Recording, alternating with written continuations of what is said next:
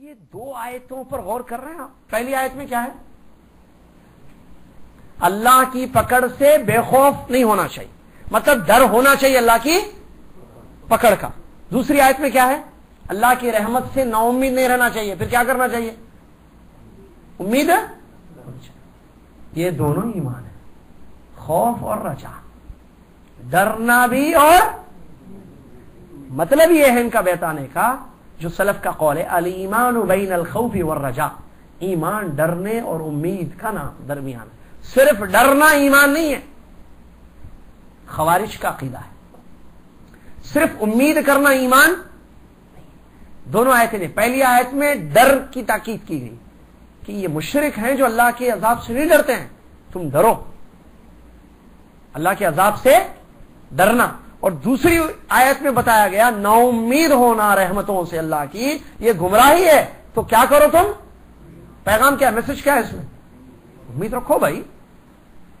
تو ڈرو بھی امید بھی رکھو.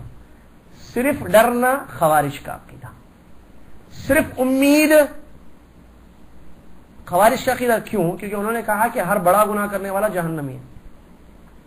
خوارج ایک فرقہ تھا اسلام میں آیا، ٹھیک ہے. یوٹیوب پر ہمارا ایک لیکچر ہے، دور حاضر کے خوارج، اس ٹاپک سے سنیں، اس کو دیکھیں، یوٹیوب پر ہے. بہت پہلے جدہ میں ہم نے دیا تھا دور حاضر کے خوارج. خوارج کون ہے، اس سے میں کیا ہے. تو خوارج کا عقیدہ کیا ہے؟ ایک بڑا گناہ کرنے والا دوزخی ہے، جہنمی ہے، کافر ہے، اسلام سے خارج ہے، جبکہ یہ غلط ہے. اچھا، صرف امید کرنا ایمان نہیں ہے.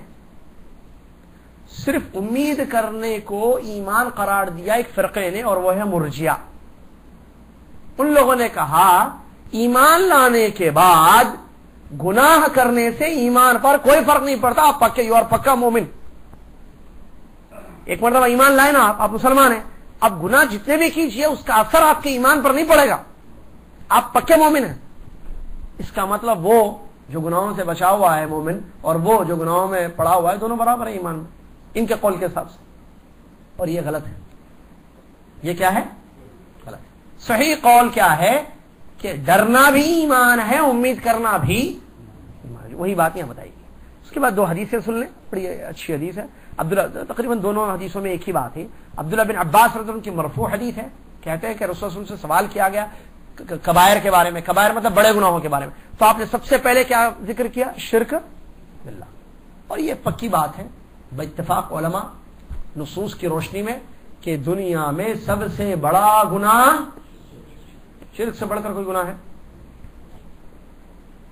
وہی یہاں اللہ کے. کیونکہ شرک کیوں سب سے بڑا گناہ ہے؟ اس لیے کہ خالق کا حق مخلوق کو دیا جاتا ہے. کھلاتا اللہ، پلاتا اللہ، پیدا کرنے والا اللہ، رزق دینے والا اللہ، ہر چیز کا مالک اللہ. تو عبادت کس کی کرنا؟ اللہ کی. تو عبادت میں غیر اللہ کو ملانا کیا ہے؟ یہ شرک ہے. یا صرف شیء من انواع العبادہ لغیر اللہ شرک. عبادت کے انواع اور اقسام ہیں، ان میں سے کوئی ایک قسم غیر اللہ کے لیے کرنا یہ شرک ہے. تو یہ سب سے بڑا گناہ ہے. اس کے بعد اللہ کی رحمت سے نا امید ہونا، یہ بھی بڑا گناہ ہے. اور اللہ کی پکڑ سے بے خوف ہونا، یہ بھی بڑا گناہ ہے.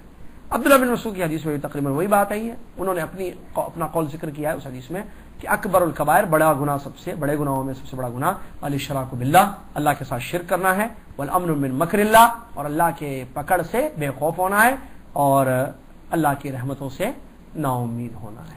اللہ سے دعا ہے اللہ تعالیٰ مجھے اور آپ کو، دنیا کے تمام مسلمانوں کو صحیح معنوں میں مومنانہ زندگی گزارنے کی توفیق عطا فرمائے. اللہ تعالیٰ ایمان و عمل کی توفیق عطا فرمائے، علم نافع حاصل کر کے صحیح ایمان، قوی ایمان اپنے اندر پیدا کرنے کی، اور اس ایمان کے تقاضوں پر عمل پیرا ہونے کی اللہ ہم سب کو توفیق عطا فرمائے. اللہ تعالیٰ علم کی اہمیت کو مد نظر رکھتے ہوئے زیادہ سے زیادہ صحیح پختہ دینی علم حاصل کرنے کی توفیق عطا فرمائے، اور اللہ تعالیٰ ہمارے اعمال کو صالح اور خالص اس کے لیے کر دے، کسی کے لیے کوئی حصہ اس میں نہ رکھے. آمین. وآخر دعوانا الحمدللہ رب العالمین.